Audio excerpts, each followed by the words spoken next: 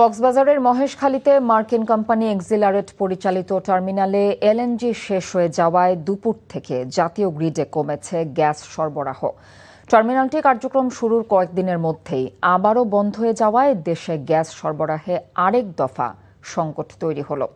পেট্রোবাংলার দেওয়া তথ্যে জানা গেছে, মহেশখালীর এক্সিলারেট এনার্জি টার্মিনাল থেকে গ্যাস সরবরাহ বন্ধ হয়ে যাওয়ায় নতুন কার্গো না আসা পর্যন্ত সামিটের টার্মিনাল থেকেই আমদানি করা এলএনজি সরবরাহের ওপর নির্ভর করতে হবে।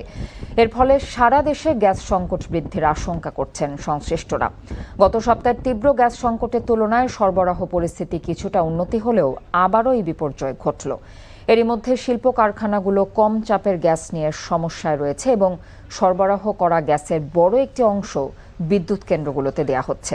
সরকারের এলএনজি ক্রয় পরিকল্পনা অনুযায়ী 23 আগস্টের আগে এক্সিলারেট টার্মিনালটির কার্যক্রম পুনরায় শুরু হবার সম্ভাবনা কম।